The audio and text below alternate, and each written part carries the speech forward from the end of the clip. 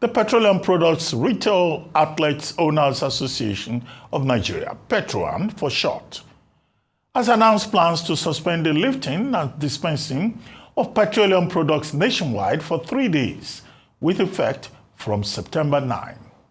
The development comes 2 days after the National Union of Petroleum and Natural Gas, NUPENG, said workers will down their tools and start sourcing for alternative employment for September 8 due to Dangote refineries fuel distribution.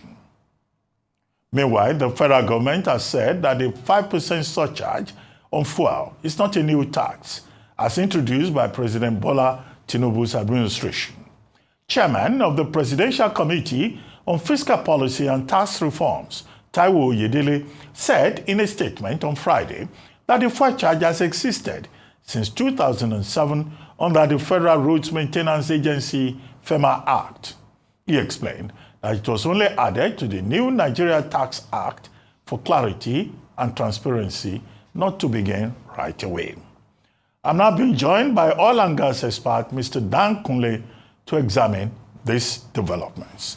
Mr. Dan Kunle, thank you very much for joining us. Thank you very much, Dr. Abati. Okay, let's start with the Dangote matter. Yeah. A few weeks ago, Dangote refinery announced that it was bringing in about 10,000 CNG-powered compressed natural gas-powered trucks to distribute fuel from the refinery direct to the end user as a way of enhancing efficiency, eliminating middlemen complications, and all of that.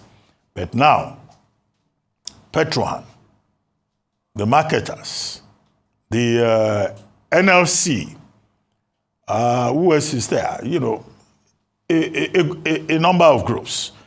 NUPENG, PetroAN, NLC saying it will also embark on solidarity action. They are now saying that effective tomorrow and maybe Tuesday, they are going to down tools. PetroAN has even said it has set up a 120-man compliance team to make sure that petrol stations do not sell fuel and that petrol station attendants do not show up for work. What is the argument?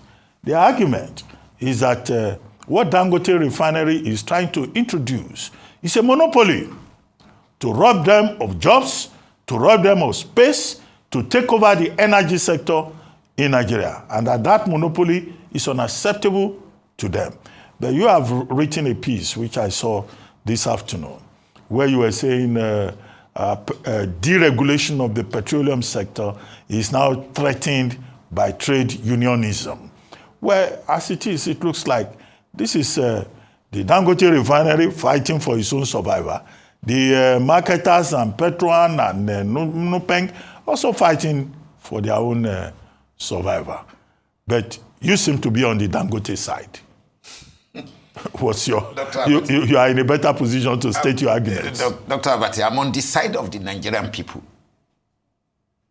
I'm on the side of the Nigerian people. I'm not on the side of Dangote. I'm on the side of the Nigerian people. And I'm on the side of good investors in our economy. Good investors, not bad investors. So let's take something, Dr. Abati. We inherited an economy from the British as a developing nation that was living on trade. We were trading. The little mining that was going on in Jos Plateau in those days, tin and columbite, coal in Enugu, was not enough to propel the development of this economy. They were minimal. And the cotton era, we lost it, agriculture. The textile industry, we lost it. The union that are protesting now, why didn't they agitate that the textile industry must be revived? So the structure of the political economy of Nigeria since 1960, Dr. Abati, is what is playing out now. It has been rentier structure. So the union that wants to go on strike is uncalled for. Nobody is fighting them. They are the one who wants to fight the investor in the country now. And there is nothing that is too much for President Tinubu to do to clear this audience table. Enough is enough. It is time this deregulation must be allowed to work. The same union were the one who said they should not privatize the refineries. Can their children get job in those government-owned refineries now? Go and see the brilliant children that are working in Dangote refinery and petrochemical, produced across the universities in this country. So when I hear all these type of threats, 200 million people, how many people are in the union, in the trade union, when they threaten to hold ransom a country of 200 million people? So we need to reorganize the industry. The deregulation has come, and I hope the president will give it enough teeth to bite. We are going to be gradual in it. We have been in it. If you watch Babangida's era, when military president of Babangida introduced SAP in 1986, I think, with Chief Olufalaye as the Minister of Finance, if I may remember correctly. People didn't know that that journey was not a journey of 1 kilometer. It was a journey of 1,000 kilometers. We are still in that journey. Because in 1989, if you remember Dr. Abati, we brought in technical committee on commercialization and privatization. That was the beginning, to commercialize, regulate, and deregulate some of the sectors that were largely held by government. Government was very dominant in the economy of Nigeria. Government owned almost 4 merchant banks in Nigeria, investment bank, and government owned all the refineries. Government owned NEPA, government owned NITEL. So we said government even owned restaurants. If you remember, they own clearing agents, everything Nigeria Airways. So now that deregulation that we started in that 1989 is still on. This is the last phase of the deregulation. After this, I think the next will just be public sector deregulation. We need to deregulate the public sector. So the strike is uncalled for. We should plead with them to have an understanding that the new era is here, that the old order is passing away. And they must please calm down. And this threat is not good for them, and it's not good for our families. So there's nobody that is fighting them. But the time has come for us to break these frontiers. And I know that there are two sides to the argument. The Dangote refinery and Alhaji Seyu Dantata of MRS, they are supported by Petroleum Tanker Drivers Association.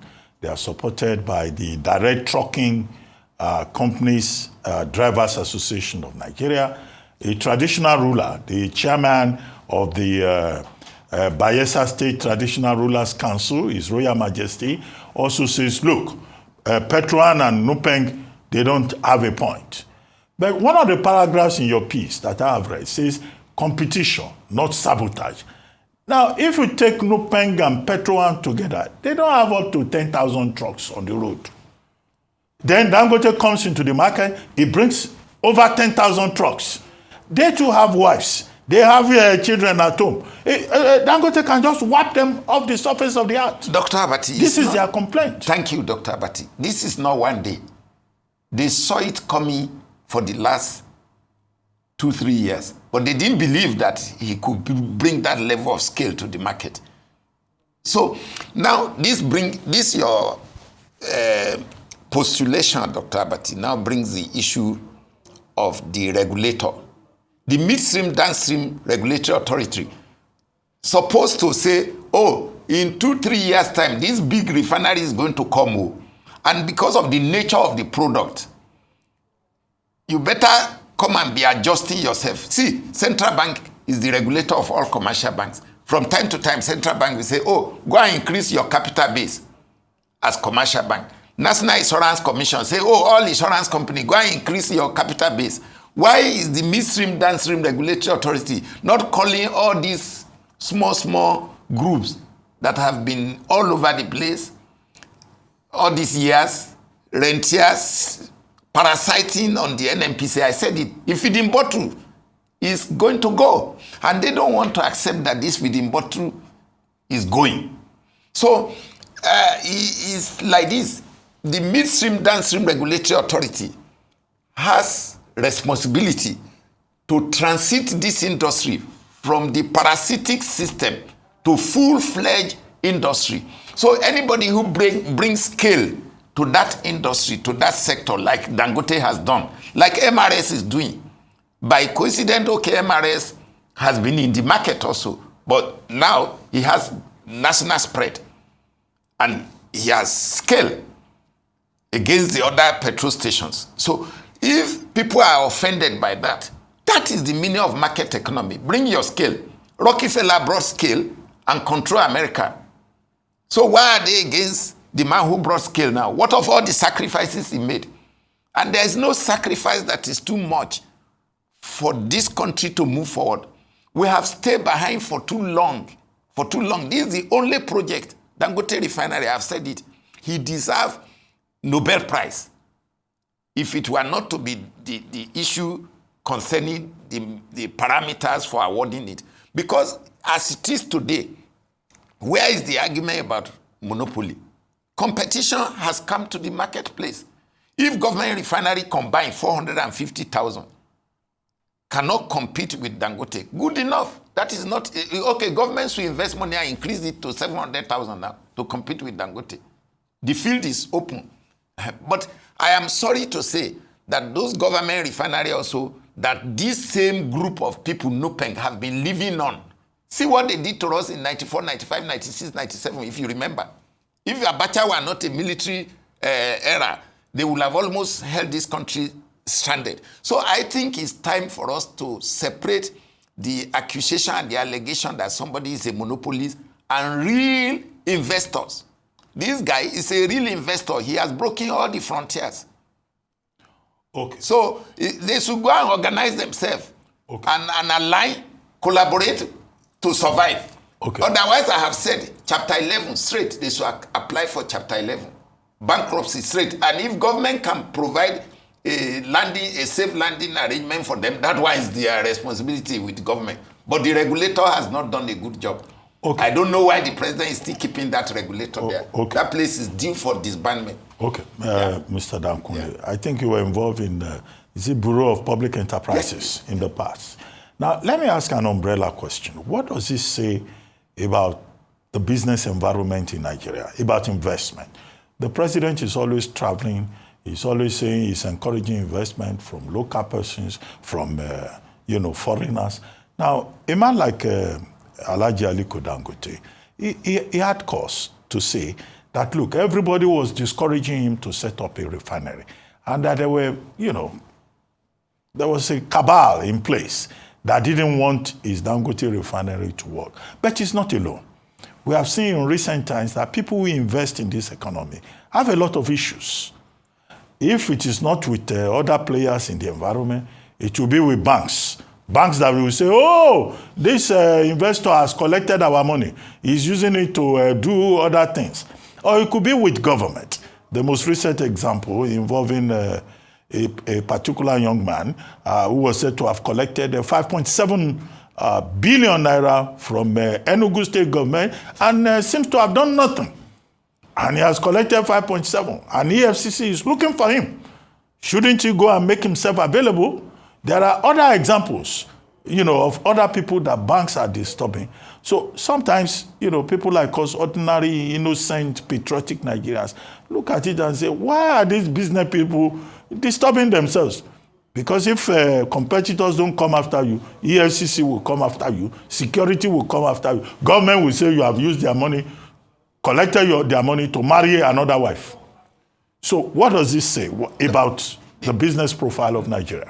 Yes, Dr. Abati, we have been at loggerhead to rescue this economy from the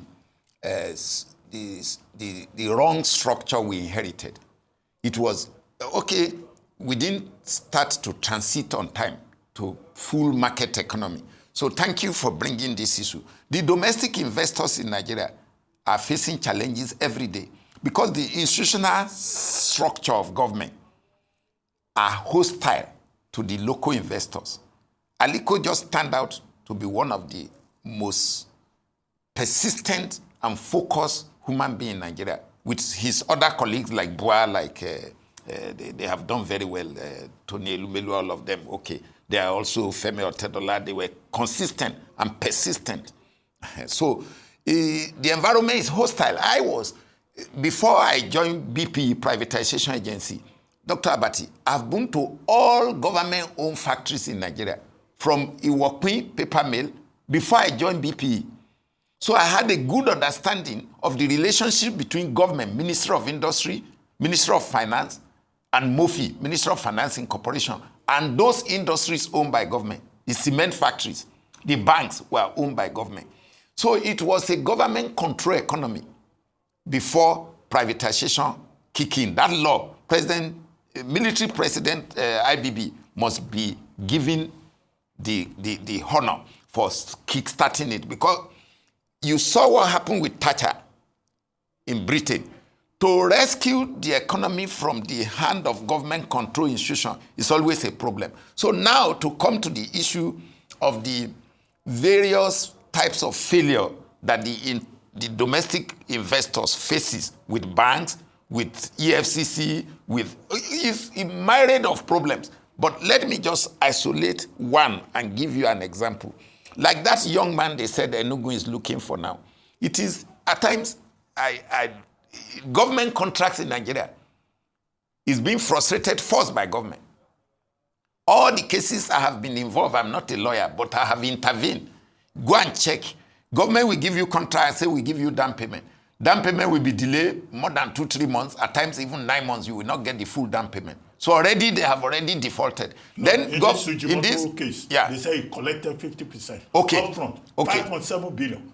And the 5.7 billion seems to have disappeared into thin air. Okay, that's what they are saying. I don't want to deviate too much because, okay, I believe Enugu governor is one of the most serious governors by my own assessment in Nigeria. But if the young man, if there are mediation and arbitration, they should use that. Because when you go to the level of EFCC to descend on some of these local investors, you kill foreign investor spirit.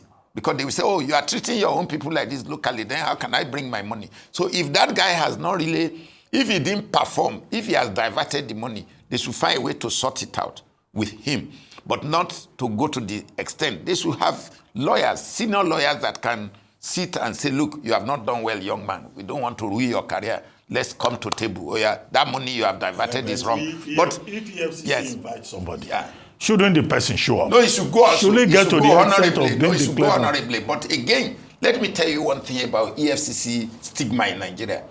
EFCC stigma in Nigeria is like you are already guilty. In the last 20 years, Dr. Abati, I've gone to EFCC with people who have problems. And when I listen to some of the investigators, they have shallow knowledge of the sector. I said it clearly when I go with people to EFCC. The sector they are interrogating you on, they don't have enough knowledge. I take you, there is one transaction in this country, the country must look into this. There's a company called Wilbros, now called Ascot in Port Harcourt. When you go there, Dr. Abati, just go there and see the equipment that has been lying idle there. It's a wreck. And all those equipment were paid for in dollars. They are in the oil service, offshore and onshore. Big company from America. Why? When I investigated, they say they had EFCC problem in 2008, 2009, and the place was shut down. Dr. Abati, when you see equipment there, Caterpillar, bulldozer, everything, you will cry for this country. So why can't EFCC just take out the people that were culprits of the matter and allow that place to exist? All the employment of the technical know-how, technology transfer. The place today is in ruin, Dr. Abati, Ascot. I don't know the owners, but I'm just giving you an example. They should not use this. EFCC should not be using people, local investors or local entrepreneurs, and just shred them like that.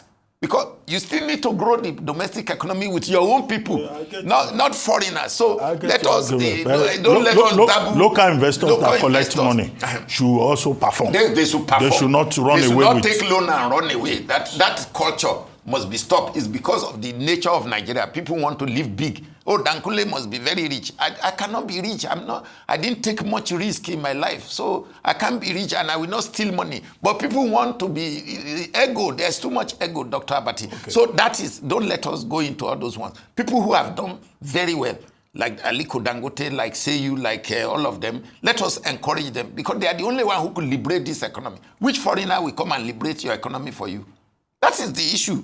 Okay. The focus is Finally. Finally. We must protect this domestic economy, Dr. Abati. Fuel tax. Mr. Taiwo Yedele says the fuel tax it's been there. It's been part of the FEMA Act. And now what government is trying to do is to harmonize. And it doesn't mean that it will be introduced this time in 2025 or even in 2026. After all, the Ministry of Finance still has to put out a gazette, to regularize it.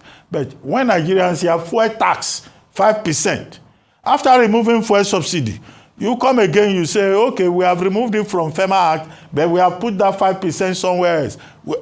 We should still pay more fuel tax. So Nigerians say, no, this is adding to our burden. After all, the President Tinubu says revenue, we have met revenue targets. We will not borrow again. Now we are being punished to pay more in terms of taxation. Dr. Abati, don't let us quote the president out of context. President Bola Tinubu said, our non-oil revenue, we have met the target as at August. That means anything we get on non-oil revenue from August to December is a bonus. That's on non-oil revenue. So let us get it right.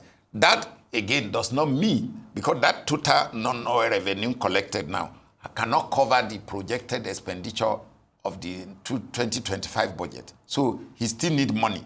And as I've mentioned to you, consumption tax, Doctor, 2002, I did a national workshop on tax reform in Nigeria with the then Federal Inland Revenue Chairman.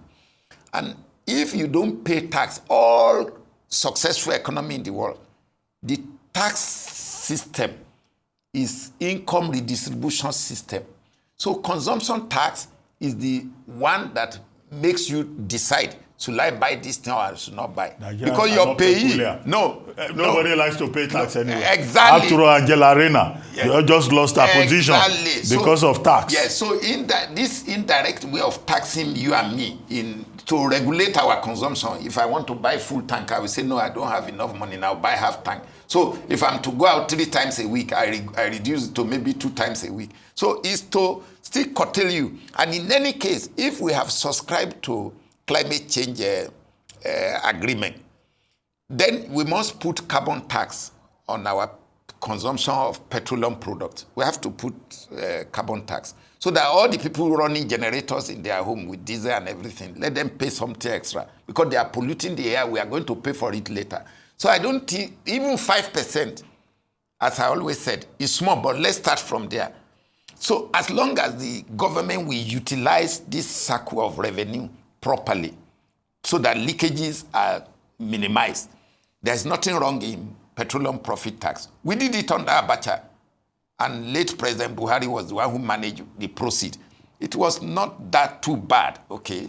Although they were not very fast, but it's okay. So we should go back to it again in order to control the level of recklessness of our people who just drive motor up and down because petrol is cheap. Petrol cannot be cheap, I've been saying it. Petrol's price can be stable and fair, but petrol cannot be cheap. People should stop thinking petrol can be cheap. So, Dr. Abati, to go back, let us plead with the NUPENG and the Petronas not to go on strike. There is no need. There is room for mediation. And it is time for them to get business scientists to re-examine their businesses. That is the members, the owners of those depots and trucks. They should re-examine every nation must go through this phase. This is our own time to go through this phase. Okay, Mr. So, they should not go on strike. As we begin to wrap up this segment of the program, what magic do you think can happen between now and tomorrow morning and Tuesday morning for Petron and NUPENG to tell us that, we've suspended the strike? Because they've called on the IGP, they've called on the NMDPRA, they've called on the president directly, they've called on DSS, on EFCC. Dr. Abati, is very simple. After God is President Tinubu in Nigeria.